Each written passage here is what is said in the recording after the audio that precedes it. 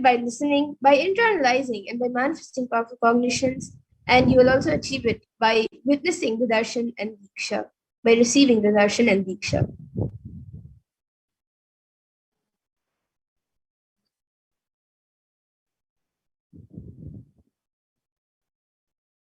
So now let's see what is the Bhava Samadhi Darshan.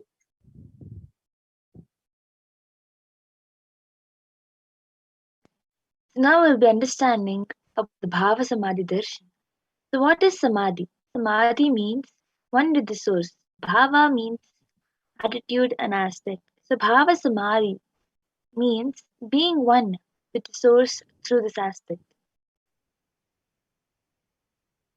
And the aspect Bhava which you choose, through that Bhava, being one with the source, Samadhi is Bhava Samadhi. And knowing this aspect, Bhava is the ultimate, Adi, and being in oneness, Sama with that, is the Bhava Samadhi.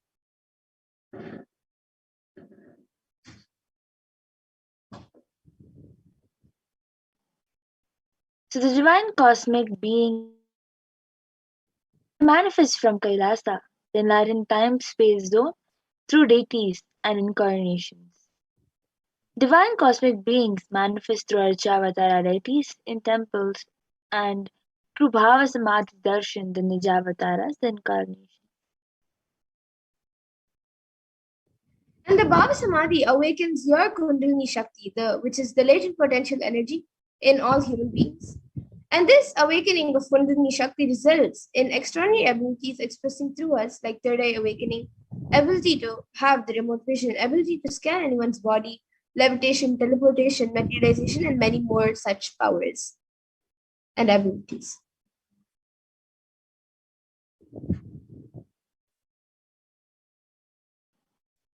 So this influx of superconscious energy visibly slows down the aging processes and improves immunity to diseases. With increasing level of coherence, the whole brain comes alive, turning into a superconductor of conscious energies that heal, empower, and transform our lives. And having darshan or even a glimpse brings a lasting transformation in us. Having a glimpse of an enlightened being, having a glimpse of a great sage, enlightened being, or a deity brings a lasting transformation in all of us, cleansing the lifetimes of karmas and raising you to the next level of subconscious breakthrough, which is like hitting a reset button on your being.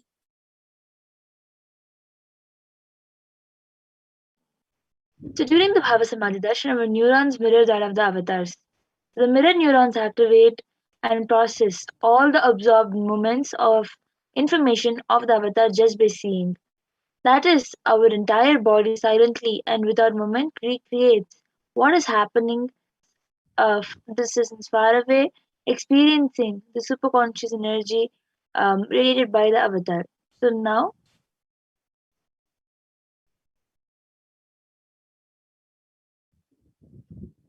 And now we'll be seeing a small introduction, a glimpse of who the Supreme Point of Hinduism is, the one who is giving us all of these sciences, extraordinary Shaktis, and much more.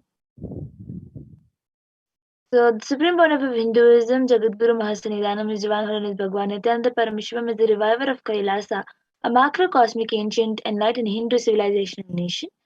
The supreme pontiff of Hinduism is the thousandth incarnation of Paramashiva as per the Hinduism, recognized by his predecessors who are enlightened masters. The supreme pontiff of Hinduism has made the science of power manifestation, yoga, and temple-based universities a lifestyle for humanity. And the Supreme Point of Hinduism is also ordained as the 233rd Guru Mahasanidanam of Kanchi Kailash Sarvangapitam, which is the Tondai Avinam, the incumbent emperor of Surya Vamshasaranga Samrajyam, and the present 293rd Jagat Guru Mahasanidanam of Kailasvanati Shyamala Pita Sarvangapitam, and the present Mahamandaleshwar of the Mahanirvani Akara, which is the largest monastic order, apex monastic order.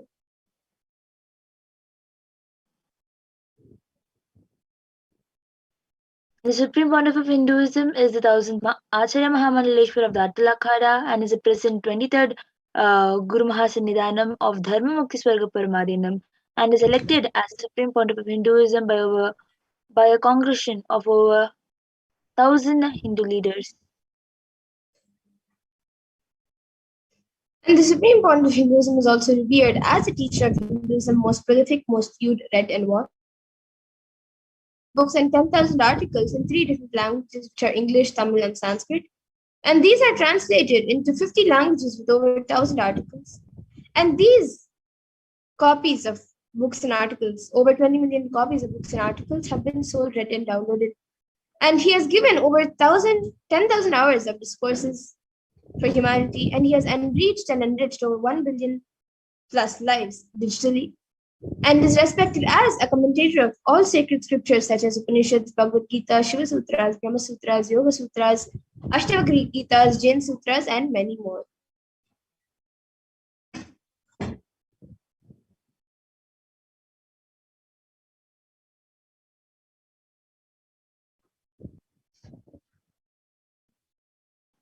And the Supreme Pontiff of Hinduism is honored as the leader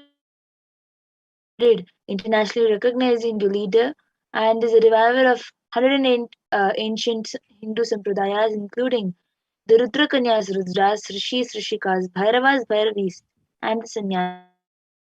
Establisher of the largest Hindu university, Kailasas Nithyananda Hindu University in the world with satellite campuses in 150 countries, and is establisher of 1,000 plus Kailasas, the enlightenment ecosystem, founder and reviver of over 100 Sarvagnipitas, and is the collector of the largest Hindu library with over 1 million books, 1 million palm leaves, scriptures, and 20 million digital books.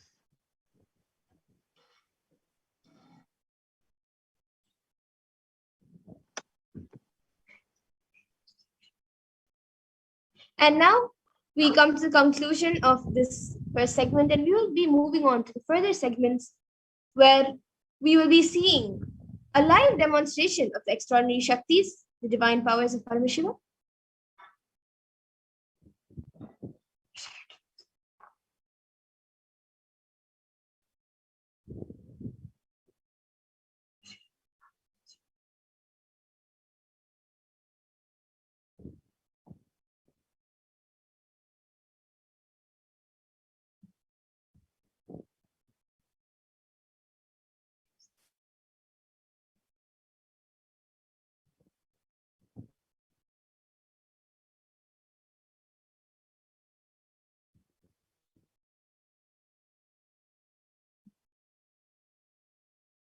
So now, till now, we all got to know who is the Supreme Pontiff of Hinduism, what is the Bhava Samadhi Darshan, and what exactly we are going to be experiencing in this program and learning in this program. So now we'll be moving to the next segment, a very exciting segment where we will be seeing the manifestation of extraordinary Shaktis.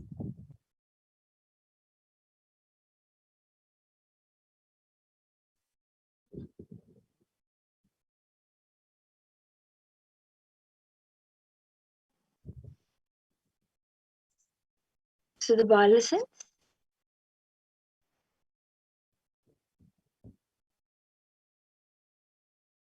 So today, the Balasans, the Nityananda yogis, and the initiate disciples of the Supreme Pontiff of Hinduism will be demonstrating the powers of third eye and sharing with all of us the experiences and results of the extraordinary manifestation of the divine powers awakened in us through the Diksha, the initiation.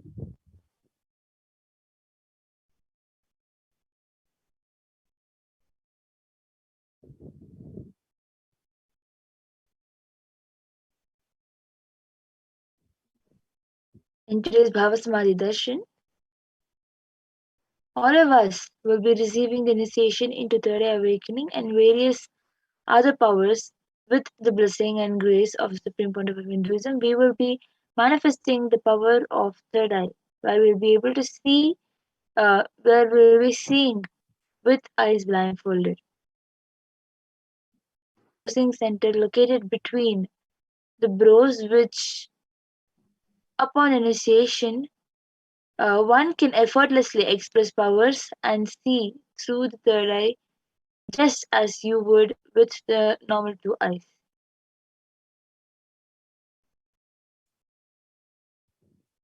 And now let's see what are Shaktis. What exactly are the Shaktis that we are speaking about?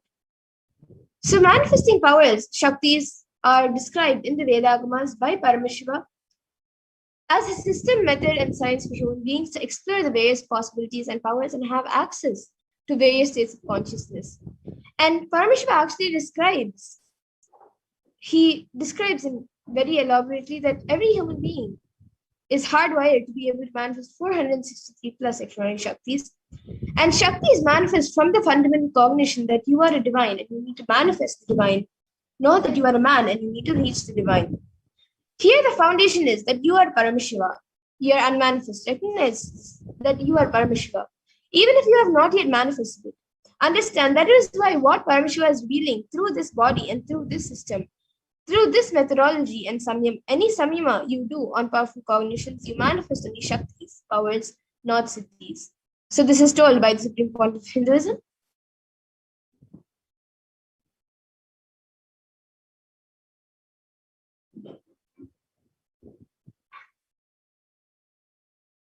So now we'll be understanding a few differences between the Shaktis and Siddhis. So we will see the differences between both of these terms. The Shaktis expressed from the space of enlightenment as a side effect of feeling connection with the divine and high integrity with the Guru, and enlightenment, whereas the Siddhis are on the path of enlightenment and may, and the Siddhis are the powers that manifest from the tapas and penance for the sake of enlightenment.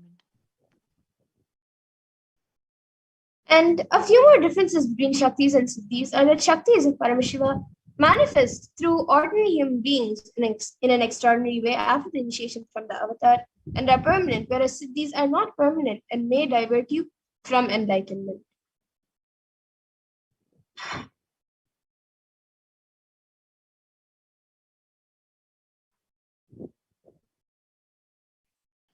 So the source of these Shaktis, Paramashiva, is the primordial divinity in Hinduism, the ultimate reality and cause, which is self-effulgent, Swayam Prakasha, all pervading, unchanging beyond time, space, form, and causality.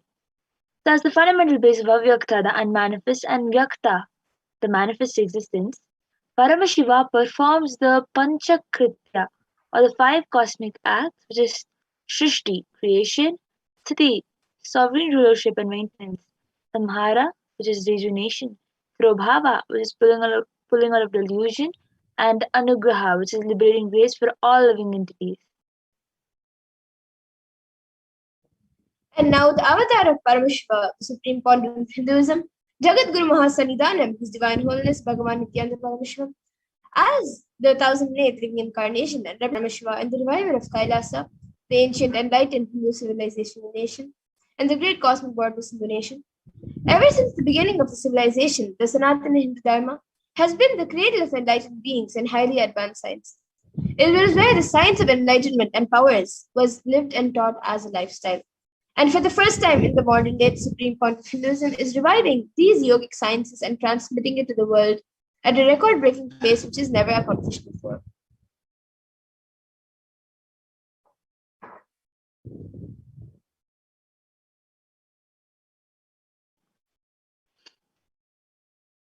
So now we will be understanding the Guru Parampara.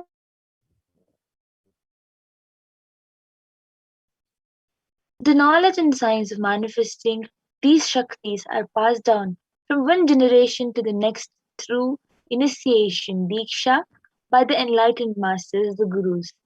So the supreme pontiff of Hinduism, being recognized as an incarnation at a very young age, was trained and taught these sciences to revive the initiation and knowledge repositories for billions to manifest science of power manifestation from disciplines of Vedanta, Tantra, Srividya, Yoga, Yogic powers, Mantra Shastra, Siddha Vidya, science of Aushadha, Advaita, Bhakti Yoga, Paramashiva Jnana and Paramashiva Vijnana.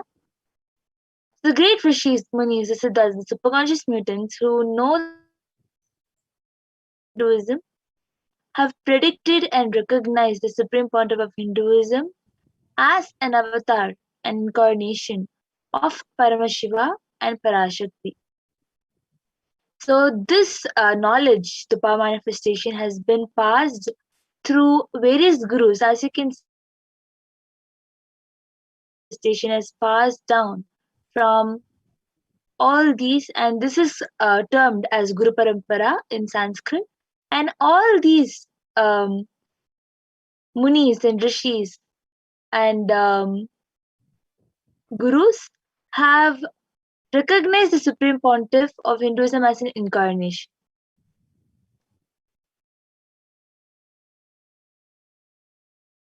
And so, how now we'll be seeing how we can awaken these divine Shaktis in us. Every ultimate truth, jnana. So, everything that Swamiji says, every truth which the Supreme Point of Hinduism reveals to us is mapped into your consciousness, prajna, and manifests as the possibility and power of every being, prajnana.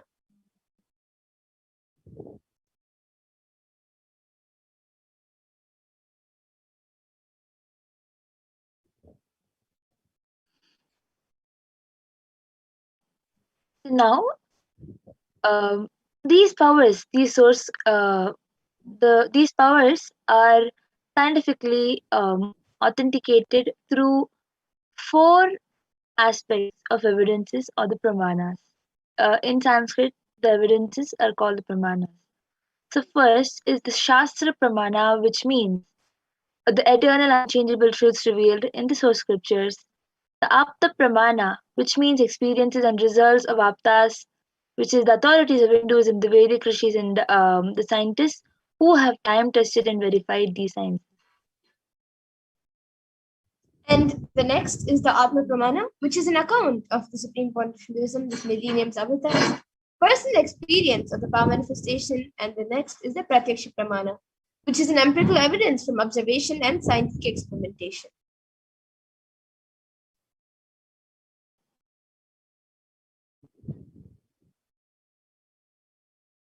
So the Vedagamas, which are the which is living applied science. Vedas are the ultimate superior authority for Hindus, and the Vedas are pure science where the ultimate truths are explained. Whereas the Agamas are the scriptures where the applied technology, the applied science is expanded. The Vedas and Agamas, which is put together called the Vedagamas, are given the status of Shruti because they are directly revealed by Paramashiva. They are the ultimate, eternal, unchangeable truths. A reference cited from these Vedagamas are called the Shastra Pramana.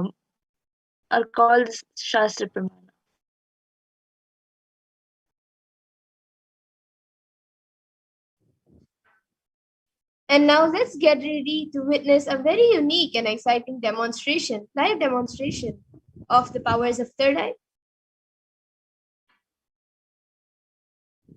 So we'll be first entering into the power of third eye, which is seeing with eyes blindfolded. So we'll be going through all the pramanas, the evidences, the scriptural. The first is the scriptural reference, the Shastra Pramana, for the power of third eye.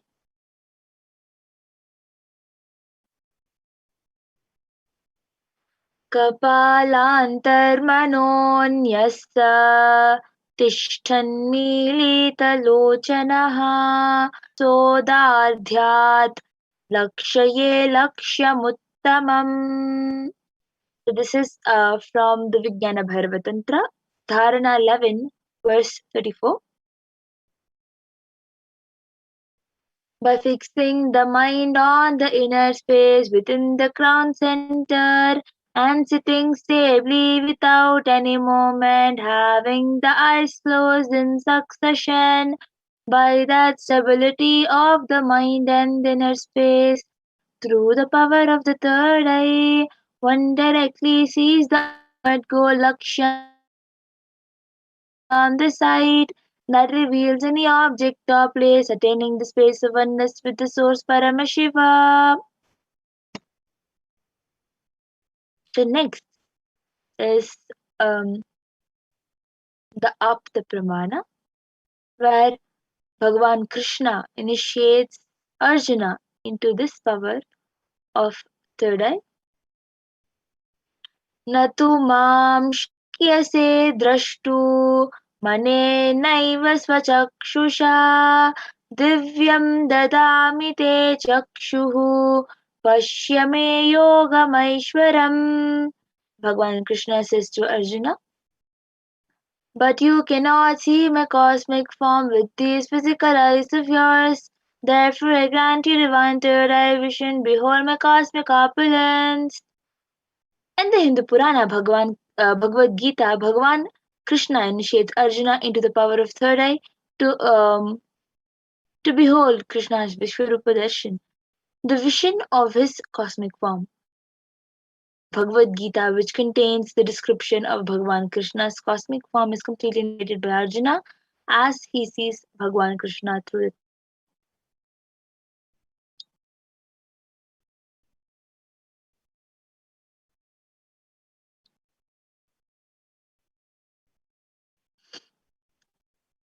So the next is the Atma Pramana in Swamiji's own words.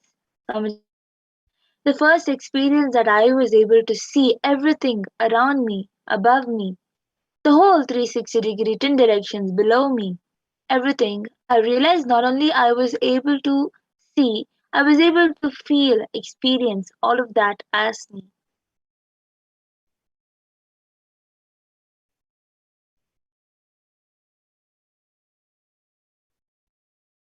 So the next is the Pratyaksha Pramana, the empirical evidence from observations and scientific experimentations. The study measures and compares metabolic cell activity of the brain in conscious and meditative open third eye state. Which is a PET. It was declared that when doing daily activities, high activity is measured in the brain where third eye is located, and when in deep Samadhi state, only the third eye region is active, and almost 90% of the rest of the brain is at peace.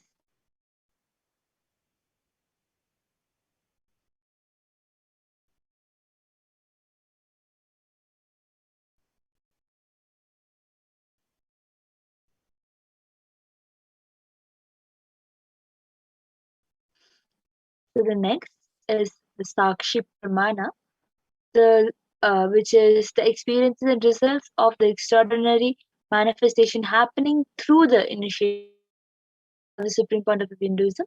This rare sacred science of third awakening is being made available to humanity for their ultimate enrichment and conscious evolution by the supreme point, living incarnation of Paramashiva.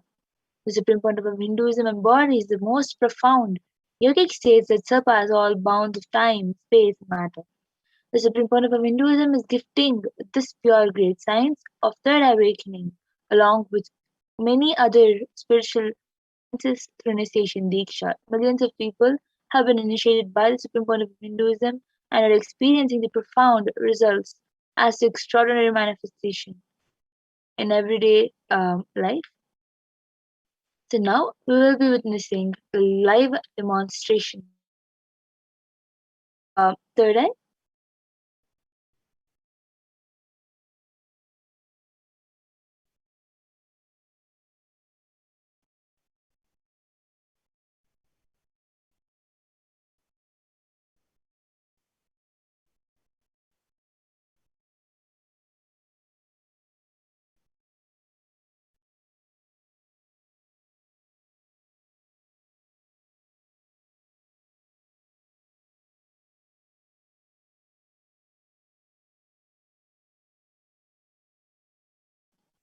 We'll be witnessing the live Sakshi Pramana, the live demonstration of Sakshi Pramana by the initiated disciples of the Supreme Point of Hinduism, the Balis.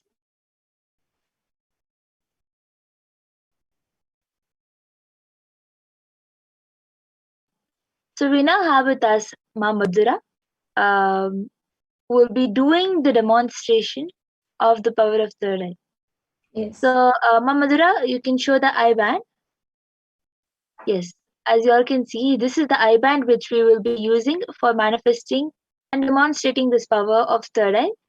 This eye band has a sponge attached to the sheet, and the sponge will the sponge is used so that it can stick to the skin. So the sponge has two openings into which the ice will go and just stick. So as you can see, exactly the eye size openings are there.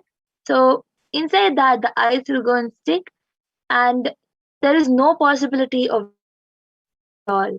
When when you put this, as you all can see, if you put such an eye band like this, there will be no light that can pass through the sponge and hit the ice, so you will not be able to see anything. And the strap will just hold the sponge tightly on. So request the volunteer who's there with Ma Madhura. So Ma Madhura has volunteered around with the eye band being secured properly on the ice.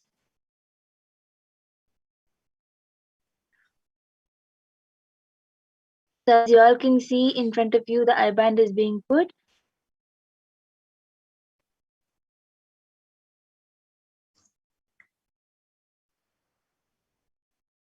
You can put a little tighter.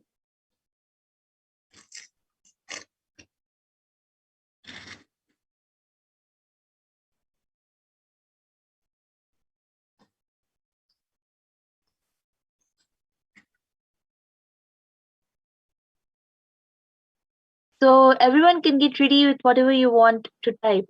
You can type and keep it, and it will be projected for everybody to also see as Ma Madhura reads.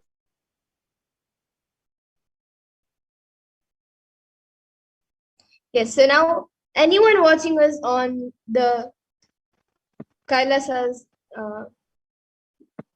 HDH Nithyananda YouTube channel, you can put any comments you would like me to read over there, and I will Yes, be reading it. So yes. So the last comment Actually, before the reading, I would like you to show in the camera left, right, up, and down. My right, left, up, and down.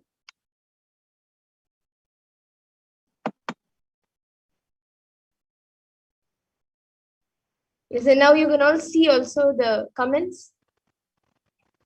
So we have the last, we have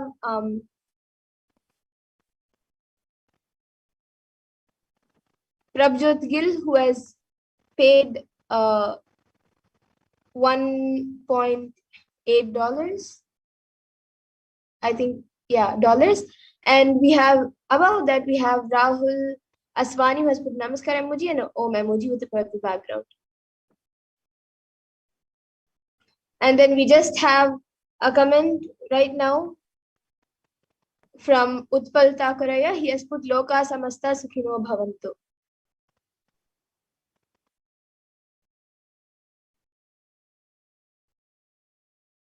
Yes, and anyone else who would like to put anything, you can put a sequence of emojis, numbers,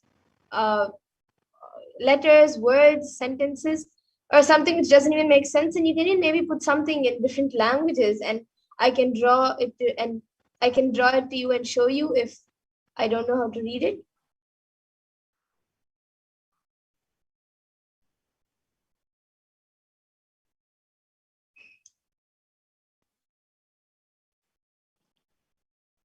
Anything, any random numbers together, scientific terms that you think Madhura will not know. You can put anything that you want in the comment section, and it will be revealed.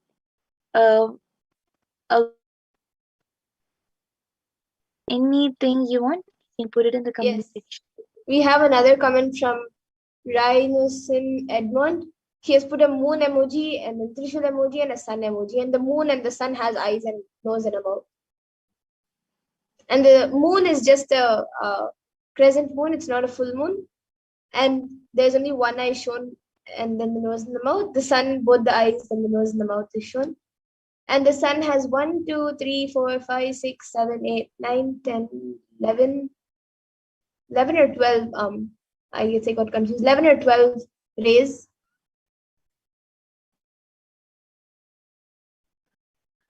So as you all can see, that she's also counting the rays from the sun. So Yes, it has 11 rays. Yes, and now we have another comment from Rahul Aswani who has put Om Namo Venkateshaye, and with a Namaskar emoji and a Deepa emoji and a flower emoji.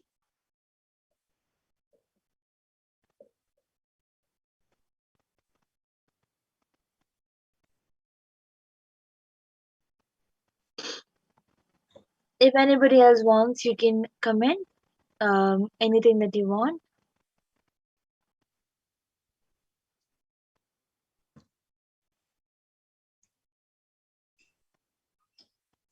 Yes, and till then, I also have this book with me today. You can see there is a book from Swamiji. Uncommon Answers to Common Questions. Yes. So the uncommon answers to common questions. Yes, and I'll be opening a random page in front of all of you and reading the page.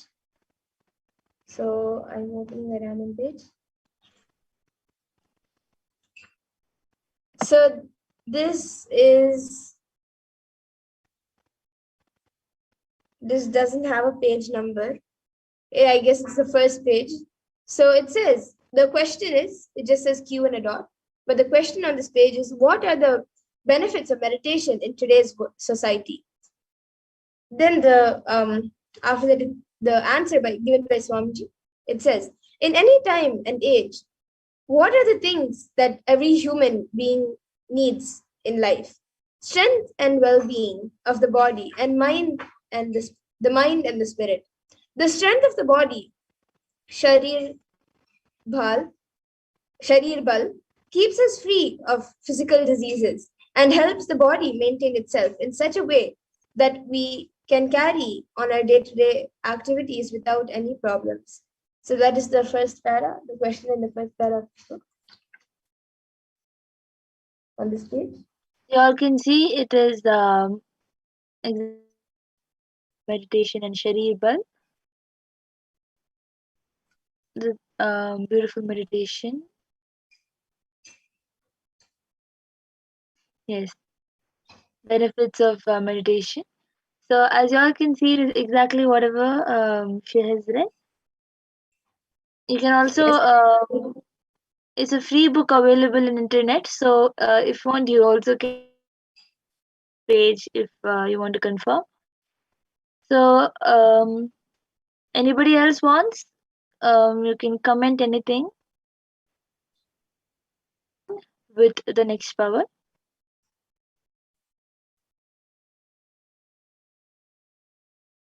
Anyone viewing us right now on the YouTube channel, you can put your comments. And even if you're watching somewhere else, you can put your comments on the YouTube channel. And then and I will be reading it.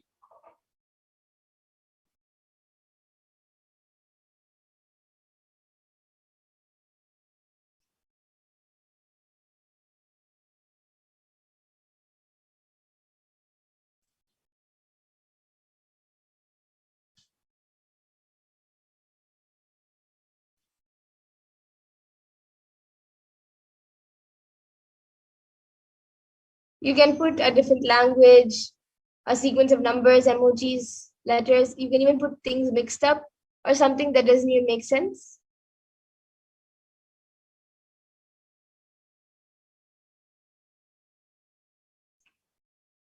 Okay, now I have the Kailasha's SPH Nithyananda YouTube channel being projected in front of me with some videos. It says Nithyananda Satsang, constantly delete the past, constantly upgrade yourself. on the 29th July 2021.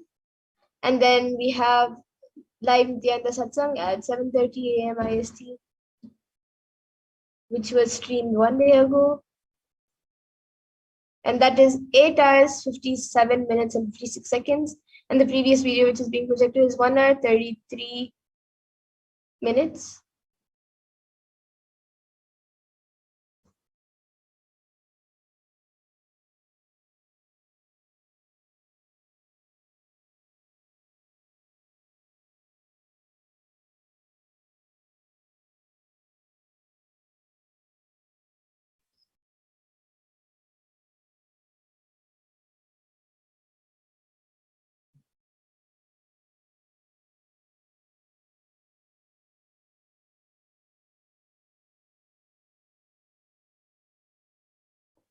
Okay, so now I have a few links and a post which is being projected in front of me. It says hashtag Nithyananda, hashtag Kailasa, hashtag United Nations. Link to report, https://www.ochr.org/hr and then 3 dots. And then watch, share, and like our videos. Subscribe to our channel to be notified of the next upload. And then it says it is given the link to that, to the Nithyananda TV.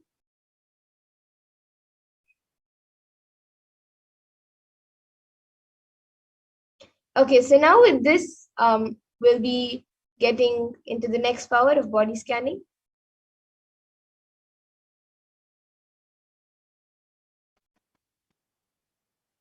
So I request the volunteer to now remove the IBAN. Yes, so as you all can see, the I-band is being removed right in front of your eyes.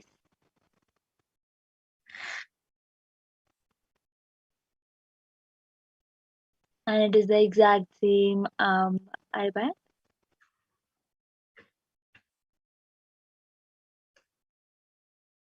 Yes, and now we'll be moving to the next power of body scanning. And anyone who would like a body scanning, you can start putting your comments in the YouTube comment section, and we will be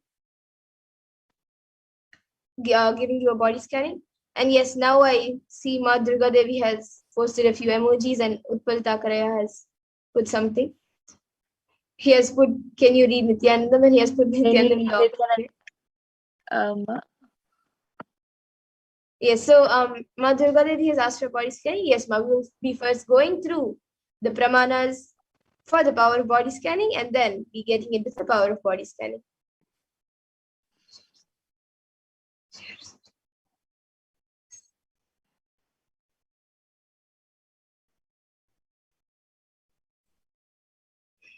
As we go through the pramanas, if anybody else also wants, you can put it in the comment section requesting for your body scanning.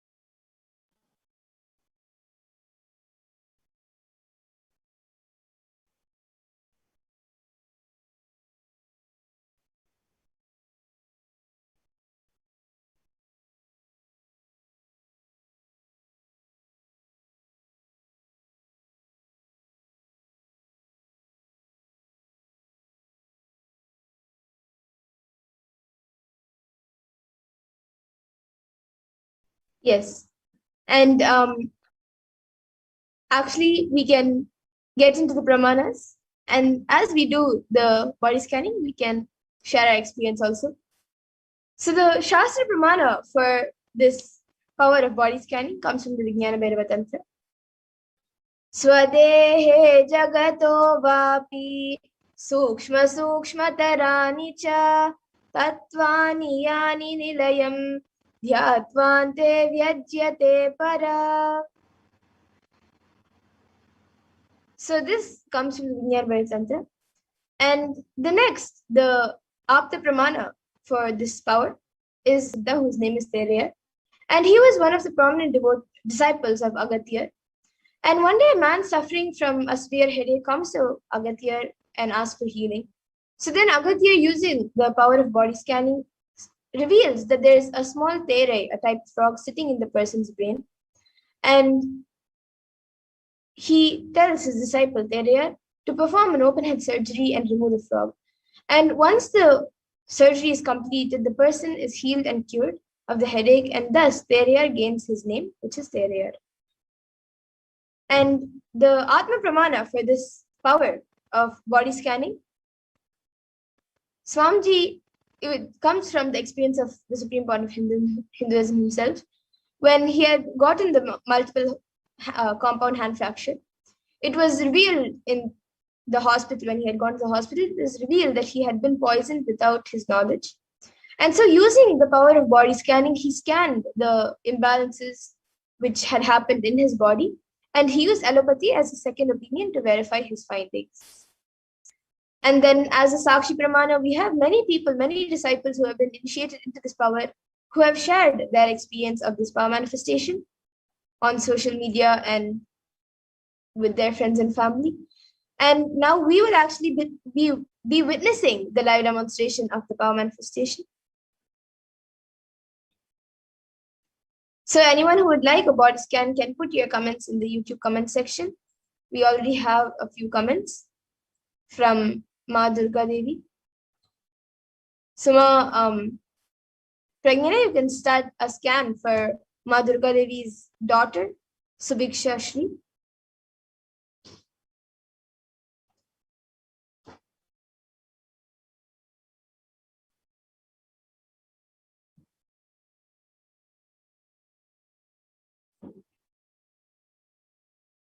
Yes, and Ma Durga Devi, I would before Ma Pragnana, I would request you to put in the comments if we have her consent for doing the body scanning.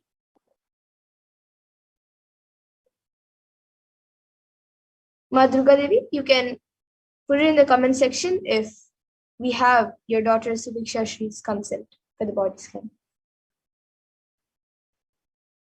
Ranos and Edmondaya has asked for body scanning. So, Ma Madhura, you can start doing the body scanning for Brian Sanaya. Yes. Ma Mary's Grigor Jevs has come back saying, Nityanandam, how can I attend my overthinking and unstable mind physically? So I will be scanning Mary's Grigor Jevs.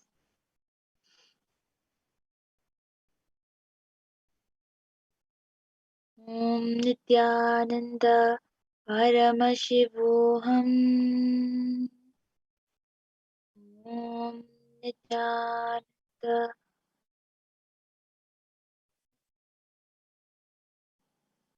Yes, and Rhinus and Edmondaya, for you, I was able to see that you are getting a small allergy and dryness on your skin right now. So I was able to see for that, if you apply oil on your body, you can either pure coconut oil or castor oil. Apply that oil in the night wherever there is some irritation or sensations in the skin or dryness in the skin. Apply that in that area. Apply oil in that area before you sleep, and also another time before you take a shower in the morning. So these two times you can apply either pure coconut oil or castor oil in the places which is on your body which is dry and which is becoming like a small allergy, you can apply these two oils, either one of them, whichever you have, in the night before you sleep and in the morning before you take a bath. And then now Rahul Aswani has also asked for body scanning. Yes, now I will be doing for you. And Ma Durga Devi, you can get back in the comment section if we have your daughter's consent. And once that is done, we can do a body scanning for your daughter. And Rahul Aswani, now I will be scanning for you. And Ma Nitya Mahadata Chaitra, once Ma Pragnana has done scanning for Ma marriages, she will be scanning for you, Ma.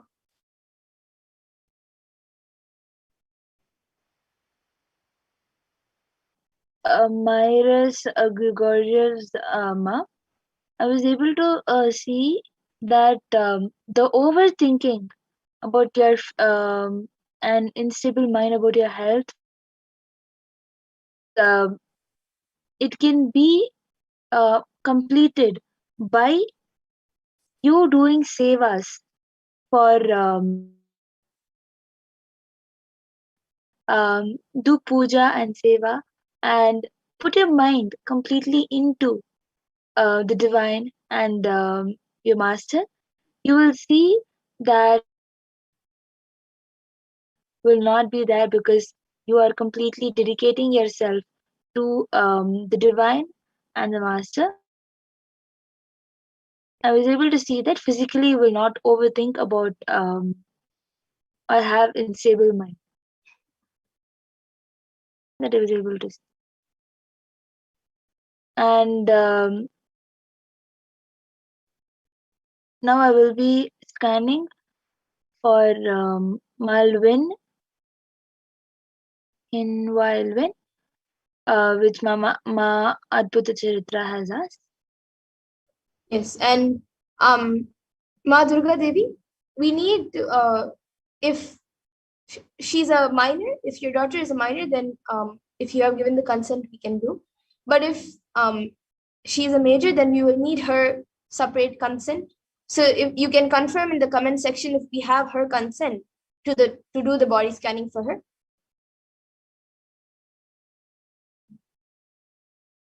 And Rahul Aswani, for you, I was able to see that there is ulcer which is being formed in the stomach. And I was also able to see that in your back, there is like a shooting pain which is occurring like, it is not very often, but maybe like around once or twice in 5 days. You get like a shooting pain in your back. From your lower back, it comes like a shooting pain. So for that, I was able to see that the root of both the ulcers in the stomach and the shooting pain in the back is the food that you're eating is actually affecting your body physically. So I was able to see that you have to be more careful about the food you're getting, the ingredients that you're using in your food. You need to make sure that everything is organic and everything is proper. And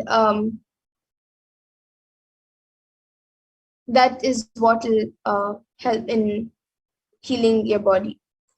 And Prabjot Gilaya, for you, I was able to see that for you, I have already scanned and I was able to see that for you, you should, for being able to achieve wealth for what you are looking for, you should first make your cognition more stronger about what type of wealth you want and have a deeper understanding of it. And you can offer whichever seva you would like. You can offer that to Lord Venkateshwara, and with gratitude for Venkateshwara, ask him to shower you with wealth. That was what I was able to see for you, Aya. And yes, Ma Durga Devi, now I will be scanning your daughter. And and I will be scanning you also. Back saying, yes, Ma, this is exactly correct diagnosis, and is also same as scanning from almost a week back. So on multiple.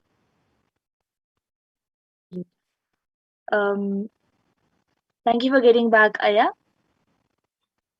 So, Ma, in a while when I was for her, I was able to see that um, excess oil produced on the face. I was able to see that her face becomes a lot oily, and sometimes she gets rashes on the face because of the oil.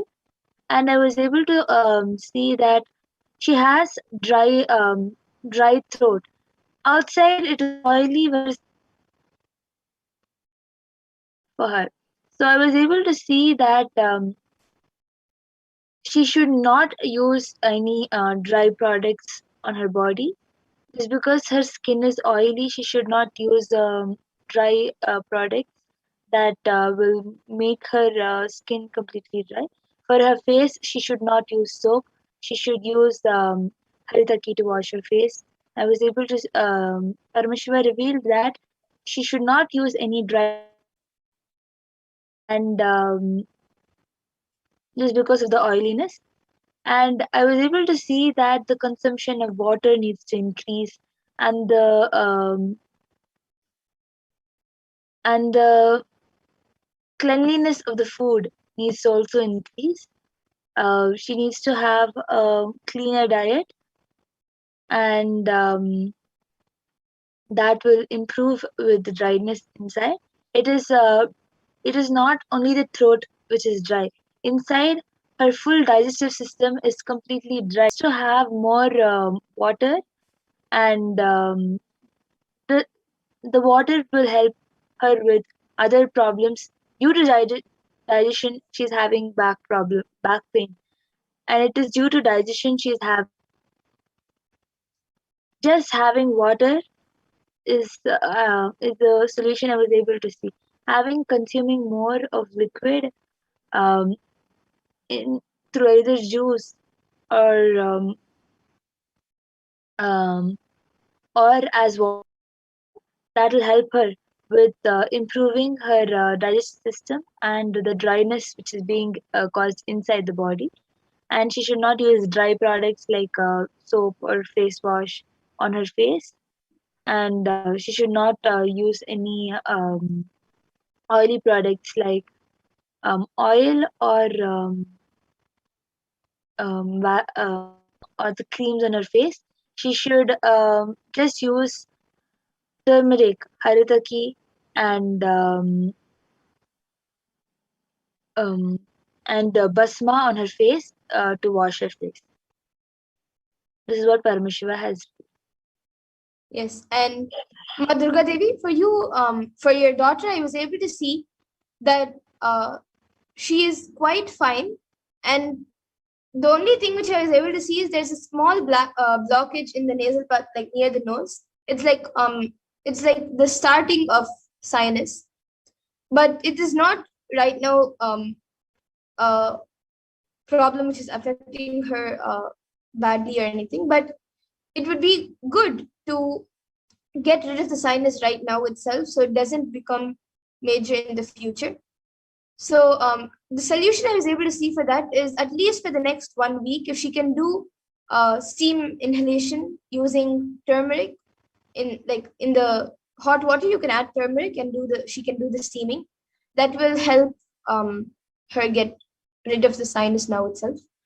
And you have also asked if scanning for you affects in any way. No, ma. If for each person the scanning happens differently, and any solution given, even if the problem is same for both people, the solution may be different for various people. So the scanning is on that independent person. So the scanning for her, or the solution for her, will not affect you in any way, and the scanning for you will not affect her in any way. And we also have Yes. Sam So, Kishore Medapati, who has asked, can you please tell me what I should do to pay off my debts and manifest prosperity? Yes, you can ask this in the Venkateshwara readings or in the Kalbhairava Akashic readings, which um, the Venkateshwara readings will be happening today. You can register for that and get your question answered. yes. Also, Utpal Takaraya has asked, how are you able to scan Ma? Can we also do it? Yes, Aya, you can manifest after Devi Parashakti Akashic records. You will be able to so you yourself can manifest these powers. And Rahul Ashwani Aya has gotten back saying, thanks, ma, but I don't have any shooting pain in my back and I don't have ulcer in my stomach, ma, too. I have improved my health. Will start taking the three herbs. Yes, and Rahul Aswanyaya, yes, you can start taking the three herbs also. And as you have asked after that for how to get rid of the fear, I just now scanned and I was able to see that if you do a deep root pattern completion, you can search it up on YouTube, or you can even attend the Paramashivoham program where they take you through the completion process. You can do the root pattern completion, the reliving and relieving completion process. That will help you to get rid of this fear majorly and most and completely. And Prabjot Gilaya is asking where to go for the to go to offerings for Sri Venkateshwara.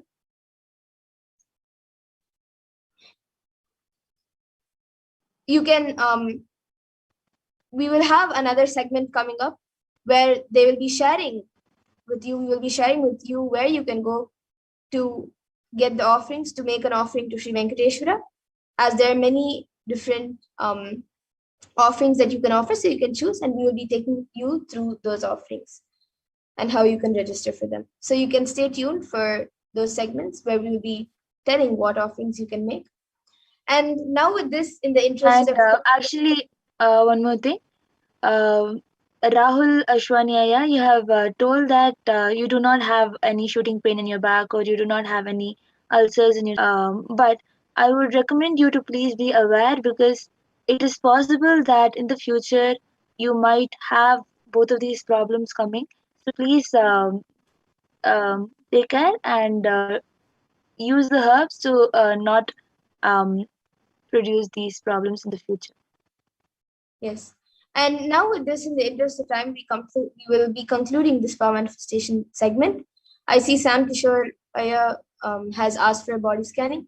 Yes, Aya, every day 2 a.m. and 4 p.m. IST, we will be having these segments again, where we get ready for the Parashakti Akashi news, and on Saturdays and Sunday for the Venkateshwara Bhava Samadhi Akashi Venkateshwara Bhava Samadhi Darshans. So you can again come and join us and request for the body scanning, and we'll be more than happy to do one for you. But now, in the interest of time, we'll be moving on to the further segments. I thank all of you for joining us today for this power manifestation segment, and please stay tuned for the further segments where we will be learning about who is Bhagavan Venkateshwara.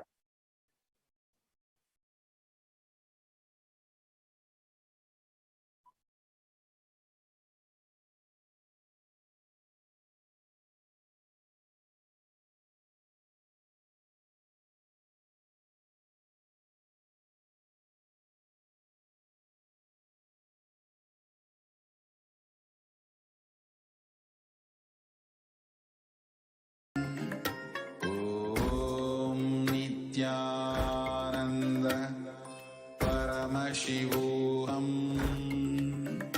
Om Nithyananda Paramashivoham. Om Nithyananda Paramashivoham. Om Nithyananda Paramashivoham. Om Nithyananda Paramashivoham. Om Nithyananda Paramashivoham. Om Nithyananda Paramashivoham. Om Nithyananda Paramashivoham. Om Nithyananda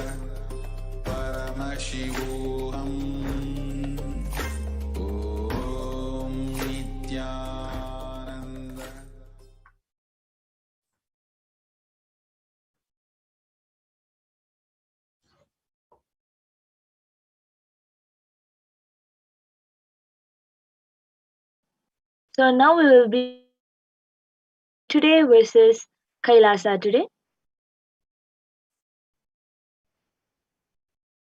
So in the world today, we have 18 years of growth wiped out in just 2 months. 18 years of growth just wiped out in 2 months from 2016, August 2016 to this thing. So all of you can see the chart. In the ONS figures imply that the level of total economic activities in April 2020 was back down to where it was in 2002, implying that an astonishing 18 years of growth seemed to disappear just this year.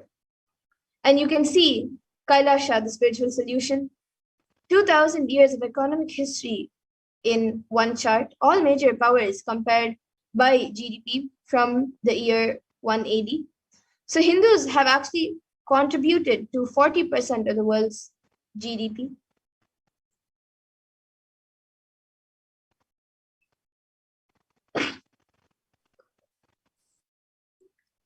So who is Bhagavan Venkateshwara? Venkateshwara is one of the most powerful modern day incarnations who happened in the Kali Yuga. Mahavishnu came down as Sheshadri and Bhudevi took birth as Padmavati, and they got married and stayed in the planet Earth with the body at least for 200 years and created a beautiful kingdom, blessing the devotees with wealth, health, and all auspicious things.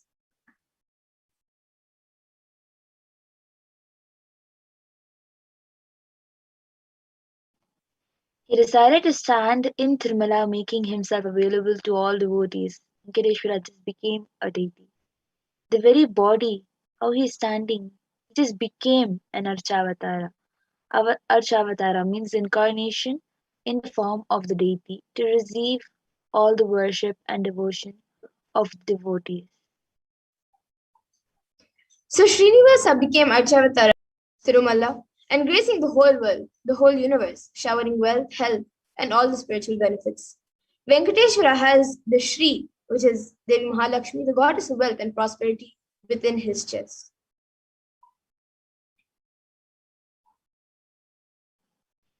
There's one jewel which Bhagavan Venkateshwara is wearing, which we are still not able. So on Venkateshwara's right chest, he's having the world's costliest jewel. He wears it on the Vaikunta Ekadasi day on the Srivatsa. On the Srivatsa, the jewelry is called the Vaidurya diamond. If at least 1,000 years old, older than the diamond. So that jewel is supposed to have come out of the churning of the Milky Ocean, and there is only one piece available in the entire planet Earth, the whole, the one which Bhagavan Venkateshwara is wearing.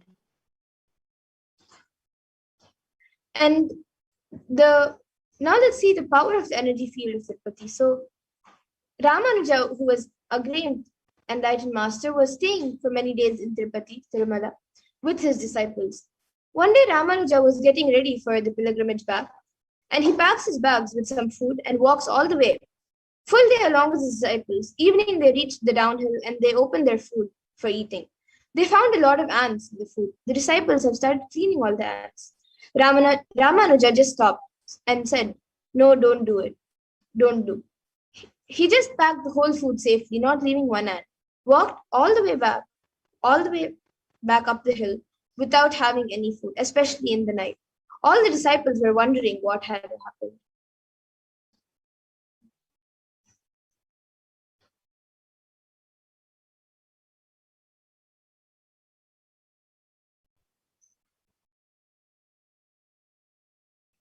And after going to the top of the hill again, Ramanuja opened the food and because we don't know how many janmas or lifetimes they meditated and did punya to take birth in the presence of Tirumala, the energy field of Venkateshwara.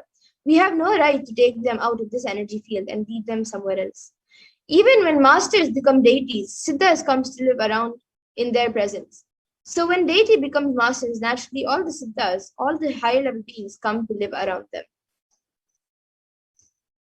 And the Shastra Pramana for this comes from the Narayana Sutram, verse 1. Sahasrashirsham Devam Vishwakam Vishwashambhuvam Vishwam Narayanam Devam Aksharam Paramam Padam. And this verse means this universe is the eternal being, Narayana, the imperishable, the supreme, the goal, multi-headed and multi-eyed, omnipresent and omniscient, the resplendent, the source of delight for the whole universe. And the Brahmanda Purana also contains Sri Venkatesha Sahasranama, which are the 1,000 names of Lord Venkatesha, which occurs as the conversation between sage Vashishta and sage Narada, and also the Venkatesha Ashtotara Stotram, the 100 names of Lord Sri Venkatesha. And there is a verse from the Brahmanda Purana saying, Krite tu narasimho bhutretayam raghunandana dvapare vasudevascha kalo venkatanayaka. The translation of this verse says, in the Krita Yuga, Lord Narasimha, in Treta Yuga, Lord Sri Rama, in Dwapara Yuga, Lord Sri Krishna, and in Kali Yuga, Lord Sri Venkateshwara are called as the Pratyaksha Daivams, the living deities. And Swamiji shares the Atma Pramana for Lord Venkateshwara. Swamiji shares, Venkateshwara is his muscle memory. So he shares, I have a very strong connection with Venkateshwara. My mother came to know that she was carrying me when she was on a pilgrimage to Venkateshwara temple in Tirupati. She did the Anga Pradakshina, the circumambulating the temple by rolling on the floor around it. And after that, she vomited.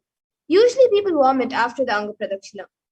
Then they gave her the prasada, the consecrated food of laddu, the fried Indian sweet. And after that also, she started vomiting. Then the elders saw the pulse and confirmed that she was carrying. The first sweet I got is from Venkateshwara. I have a strong connection with Venkateshwara. So this is shared by the Supreme Point of Hinduism himself.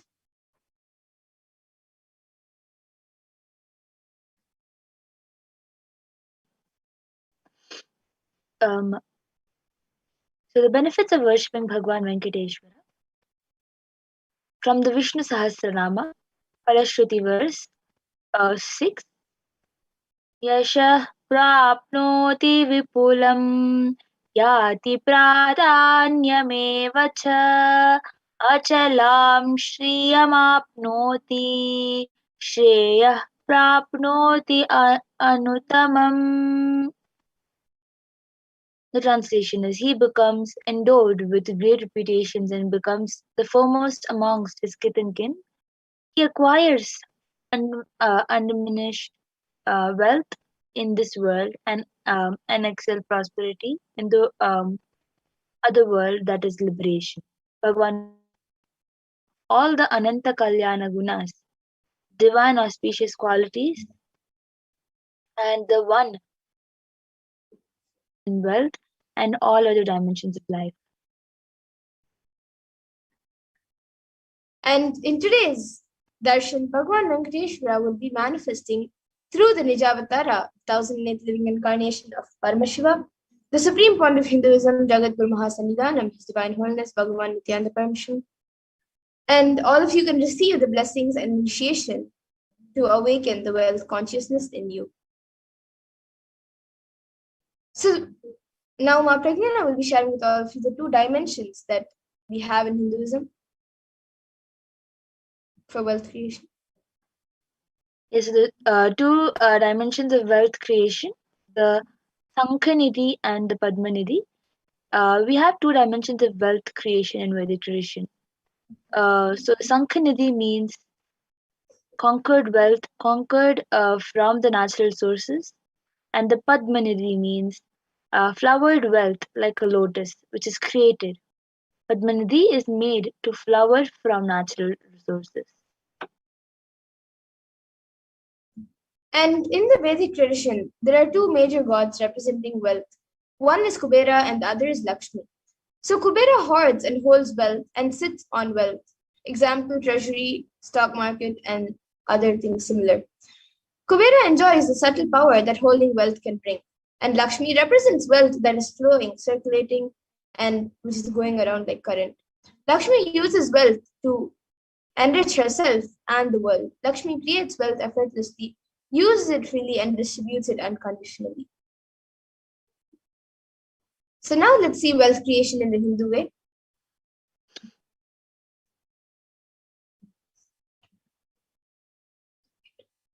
So we will be back after a really short break to see how wealth creation happens in the Hindu way. We have Ma Priya with us.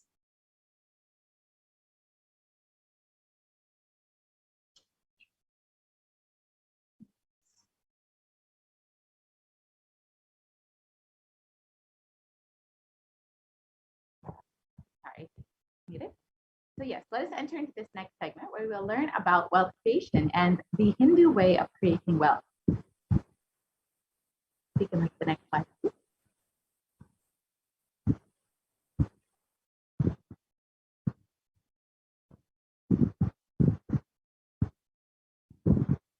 So life can be equated to two things. One is the ability to achieve what you want in the inner or outer world, and two is just getting stuck in both the worlds. These are the only two equations.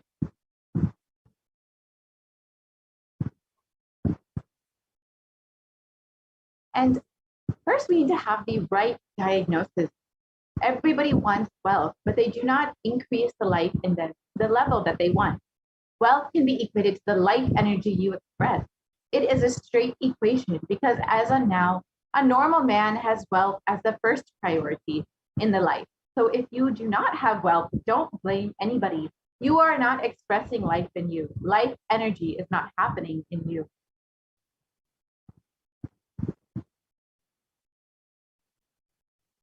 What is the goal of creating wealth? Creating wealth is the intrinsic part of life. Krishna says very beautifully in the Gita, the universe by its very nature works, works, works. If you have at least the goal of creating wealth, you will be creative. Your energy will be channeled properly. The first priority in life should be for moksha, for enlightenment. Till that happens, the second priority can be creating wealth.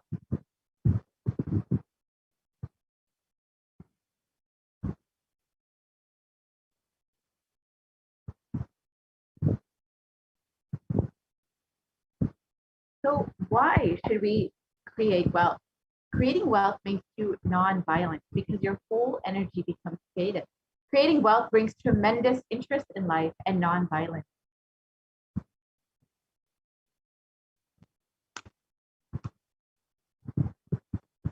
What is wealth? Wealth is not just an object or a thing to be achieved. Wealth is an extension of you.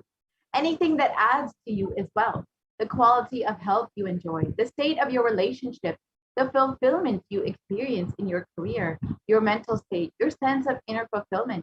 All these are measures of wealth, of success with which you have created wealth in your life.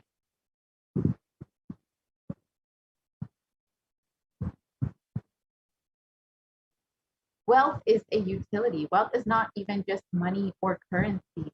Money is one wealth, currency is one wealth, the assets are one wealth, and being alive and active is one wealth. All the four put together is wealth: money, currency, assets, and being alive and active. Wealth is neither good nor bad, but it is just a utility.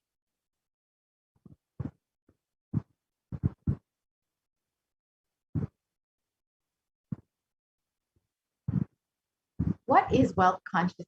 Wealth consciousness means making a clear decision to break out of the myths and mental patterns that impoverish us and to draw us again and again into the poverty.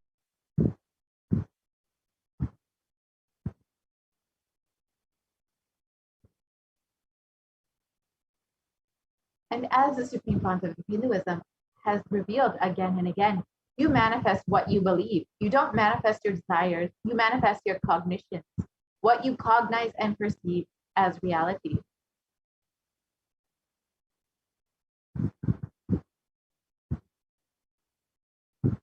So let's understand the gap between our beliefs and our desires. Many of us say, I really desire wealth, but deep down you believe wealthy people are arrogant people, bad people.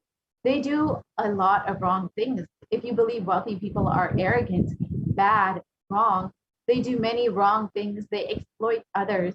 If you have that belief, how are you going to manifest wealth in your life?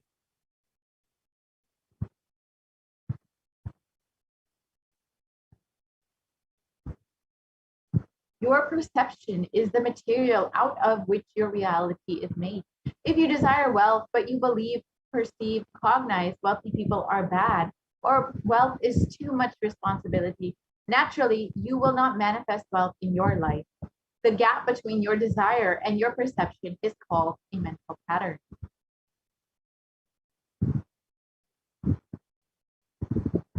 So let us now look at all the beliefs you carry about wealth.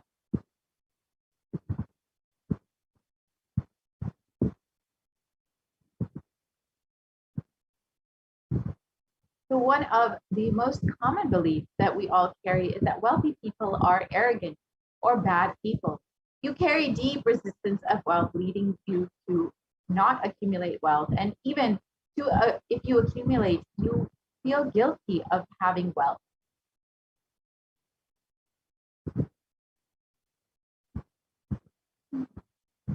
However, the truth is arrogance does not come by wealth. Arrogant people will be arrogant whether they have wealth or not. Arrogant means behaving as if you are more important than or no more than other people. But we wrongly associate wealth to arrogance, create a pattern, and start hating wealth as well, the same way that we hate arrogance.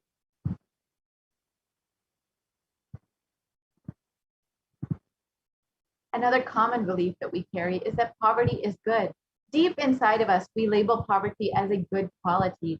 We feel reverence and respect for poverty. How are we going to generate wealth with this cognition?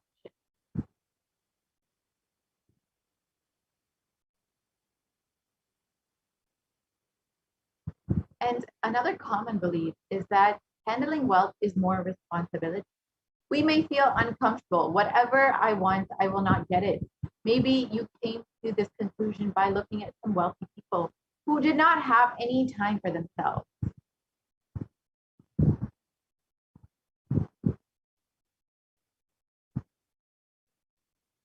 And some more inadequate beliefs that we carry on wealth is that making money is a sin.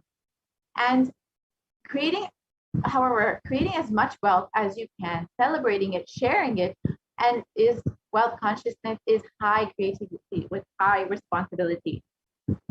Wealthy people work smart, not hard. And again, this is untrue. Don't be too lazy to bend your body, your mind to realize your dreams. Read the stories of any famous millionaire today. You will see that wealth does not come from a genie in a bottle.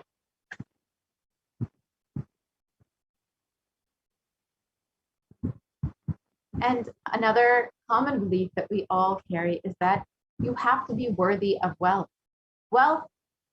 However, wealth serves those who are wealthy in their very consciousness.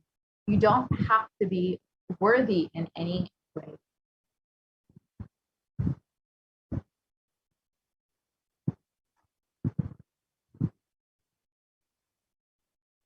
So we must have will persistence to manifest wealth. Anything you cognize, you create a certain energy field about your cognition. You attract situations, people, everything around you to make that cognition into reality. All you need is will persistence. Your decision, you are not going to give up your intention, is will persistence.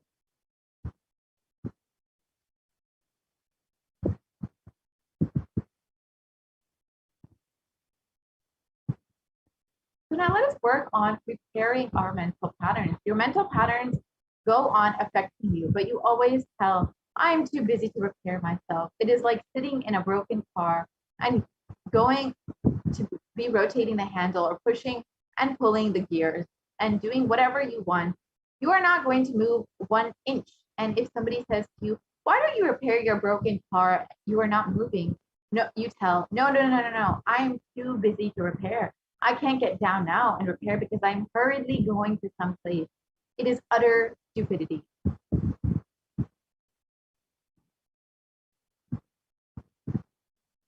First thing we need to understand is that it is possible to repair our mental patterns. You may be desiring to have wealth. but you may not be believing, perceiving, and cognizing it as your possibility. The first and foremost important step we need to do is create an energy field of attracting wealth.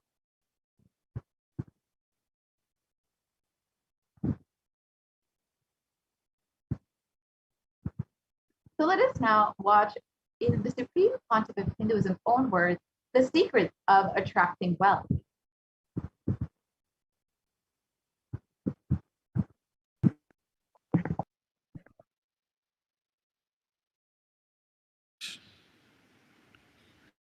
The first step we need to do,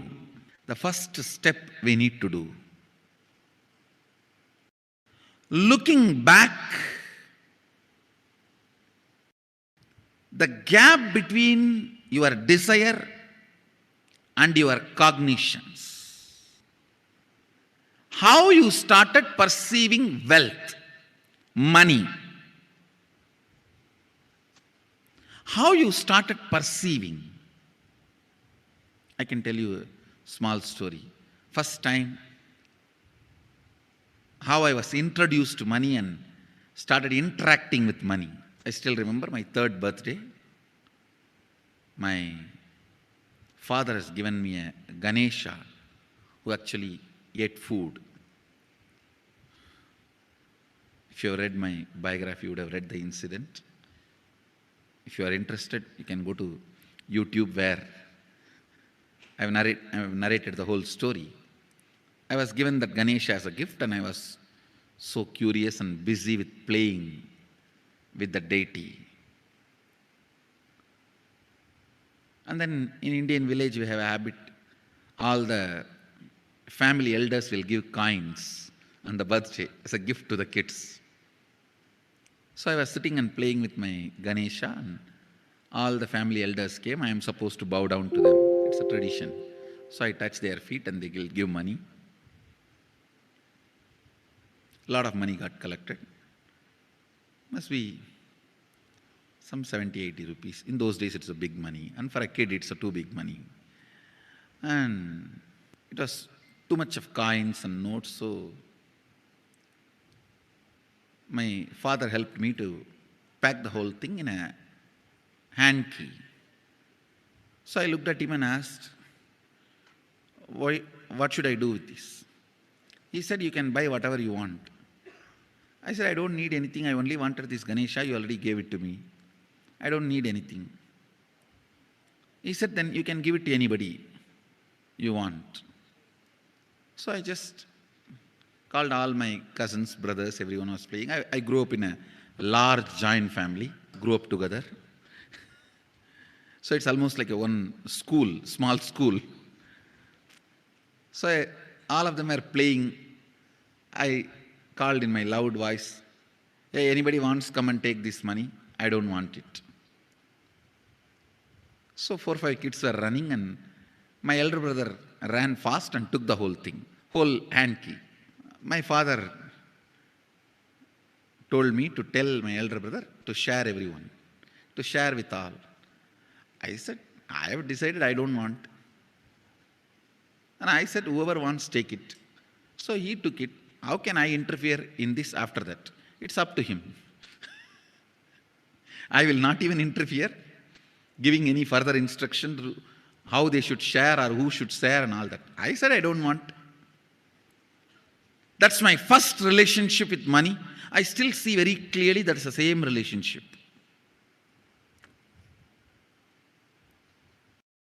Still, I don't touch money. I don't handle. Never felt the need. Anyhow, I am not saying this should be your pattern or this should be your... I am just giving you an example of how I started relating with.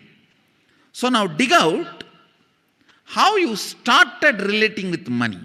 That was actually my completion with money. I touched first time money only to give dana. Still I am doing the same thing. Still I touch money only to give dana. How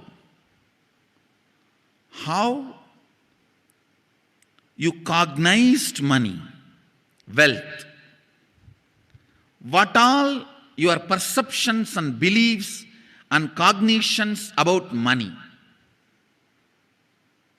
let's dig out. Let's get them out first. The moment you remember money, does it bring tremendous pain, suffering, impossibility, all that in you? What is the emotion or energy it invokes in you?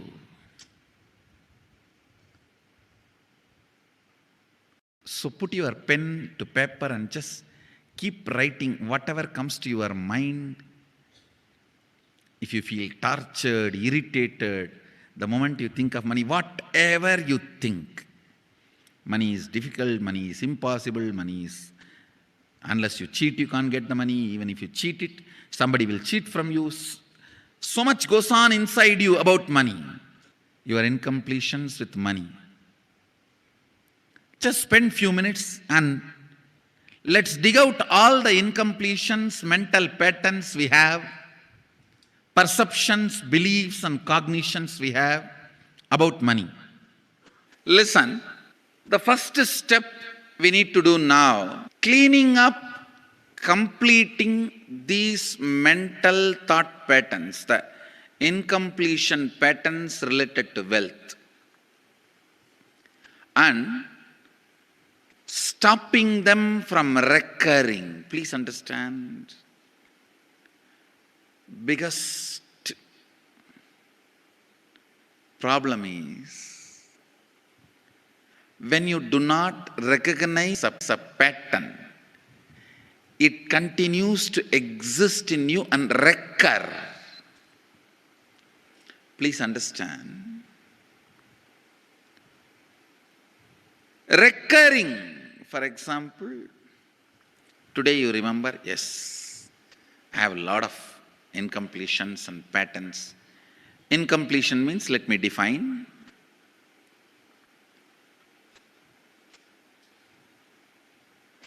Your past sitting in your present, not letting you live your future is incompletion.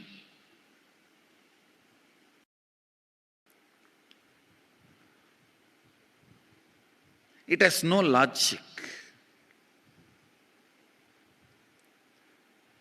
Because you lost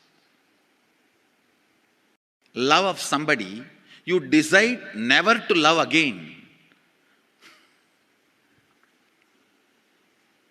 It has no logic.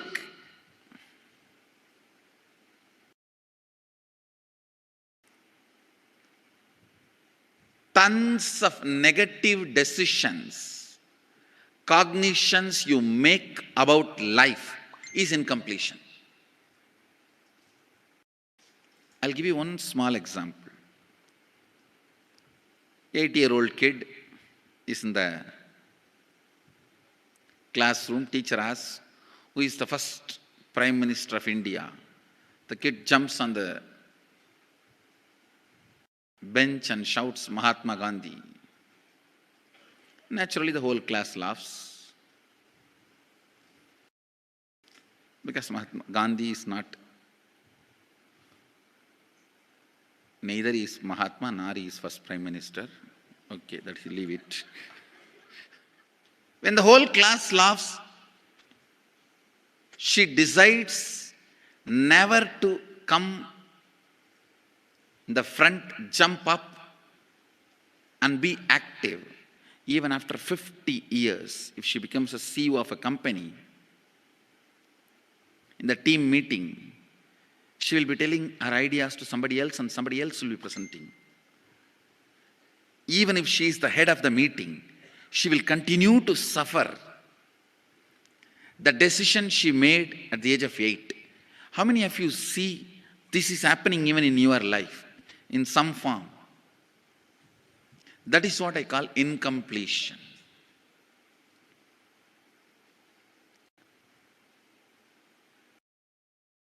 Understand,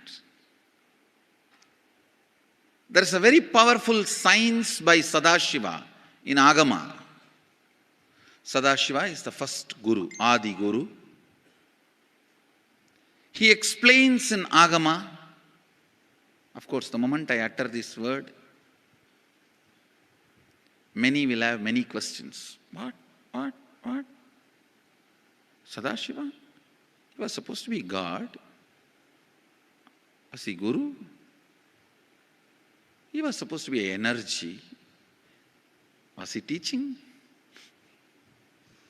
Let me be very clear.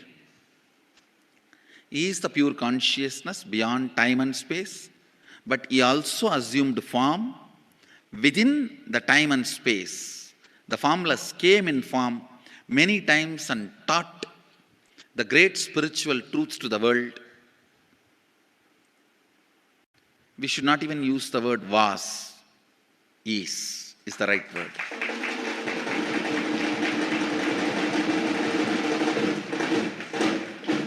He gives a beautiful science of completing with this incompletion patterns, known, unknown.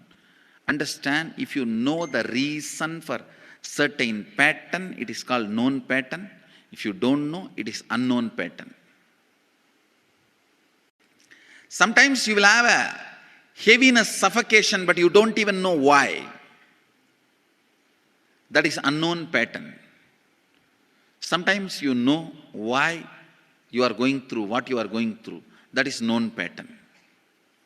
Known or unknown, you can complete. You can be out of it. It is possible. It is possible. I'll explain this science of completion. Understand, this one technique can help you whether you want to get rid of your headache or ignorance and get into enlightenment. Whether you want as simple as healing your headache or as complicated as enlightenment. Anything, this one technique can give you. This one technique, it is a complete end-to-end, alpha to omega.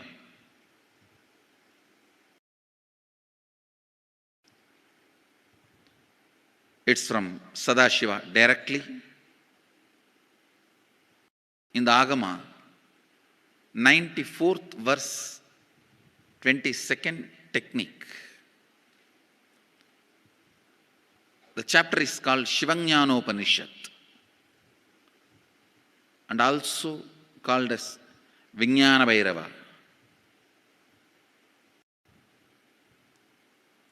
Chittat yanta kritir nasti mamantar bhavayet iti vigalpanam abhavena vigalpair uchito bhavet. You don't have to remember. I am uttering every time so that I will remember. That's all. No, it is just to keep the purity of the teaching. I want all of you to know, whatever I am sharing with you is my personal enlightenment experience, which is in tune with the earlier master's experience. My apta pramana, my atma pramana in tune with the apta pramana, means the earlier masters. The Shastra Pramana. Only that can become your Sakshi Pramana. Never learn from a person who does not have Atma Pramana, enlightenment.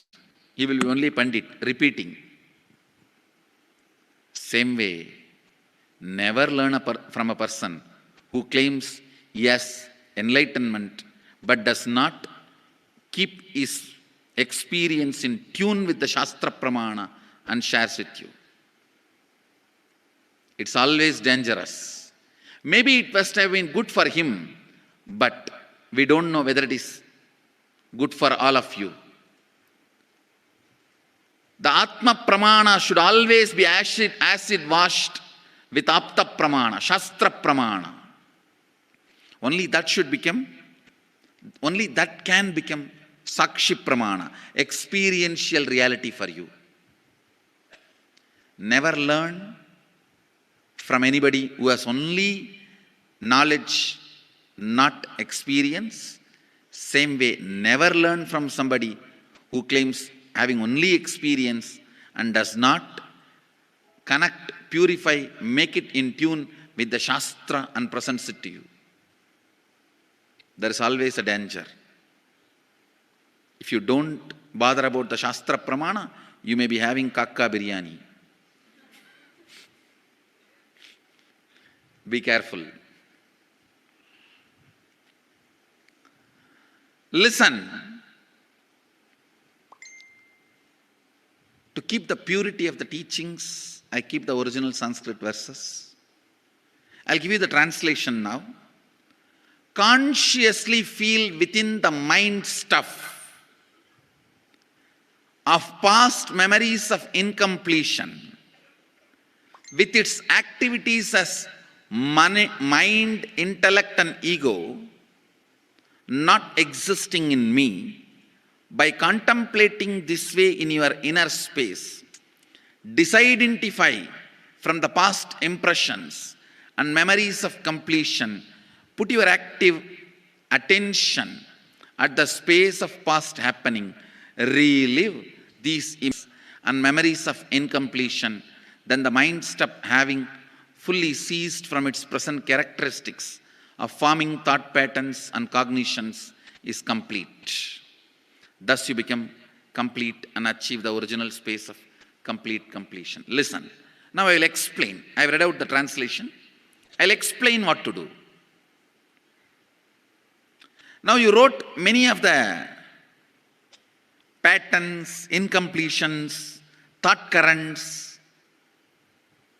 you are having about money, ideas, cognitions you developed about money from the young age.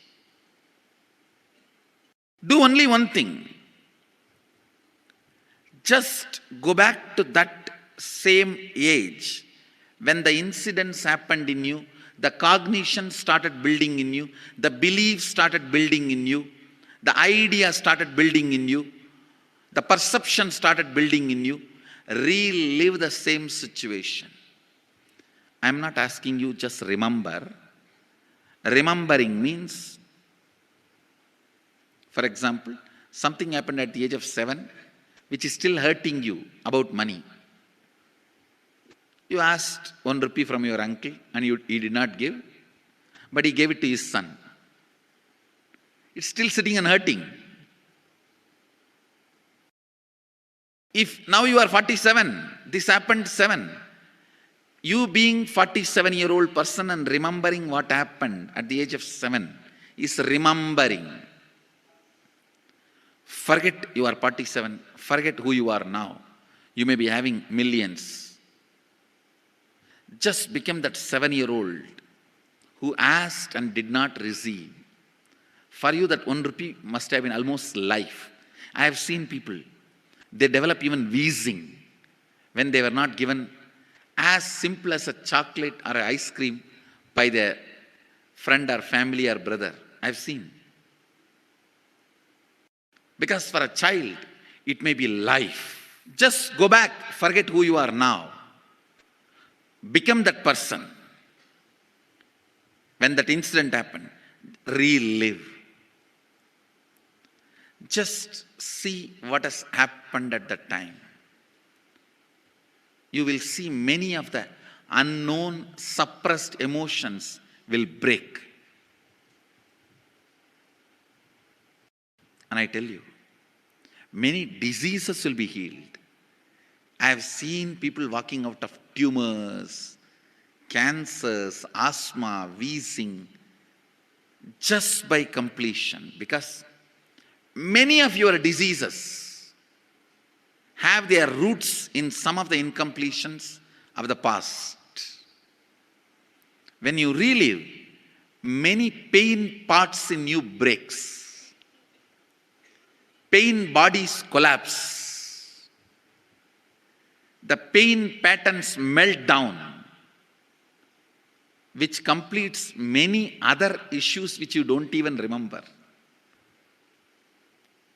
I have seen when people do completion, to complete the wealth-related incompletions, suddenly they get into health, because the same incompletions which created wealth issues only were creating health issues. When they melt down, people become free even from both. Listen carefully. I'll repeat once more. Now you would have written so many patterns, incompletions, thought currents, ideas, cognitions. Take few minutes.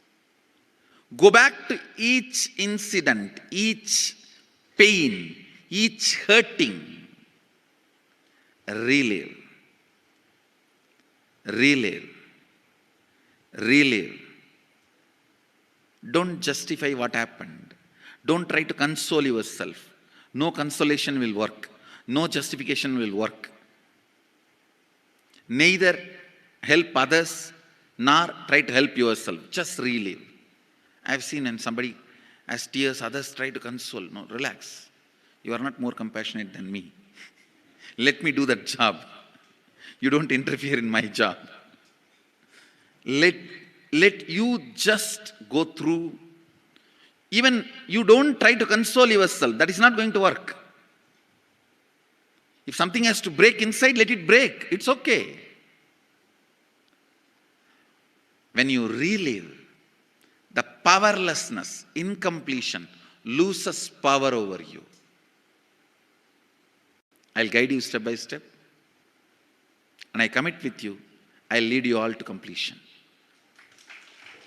And I know how to awaken, trigger the incompletions in you and break them. Help you to relive and relieve. I am supporting all of you. Have courage. Let's clean up.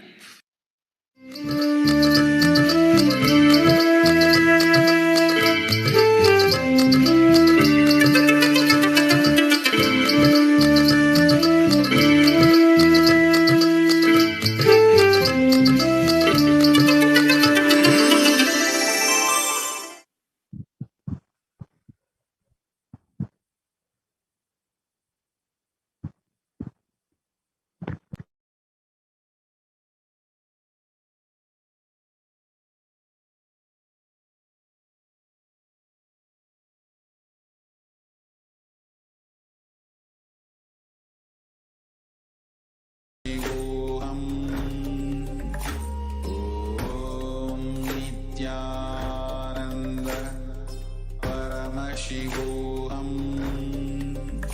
Om Nithyananda Paramashivoham. Om Nithyananda Paramashivoham. Om Nithyananda Paramashivoham. Om Nithyananda Paramashivoham. Om Nithyananda Paramashivoham. Om Nithyananda Paramashivoham. Om Nithyananda Paramashivoham.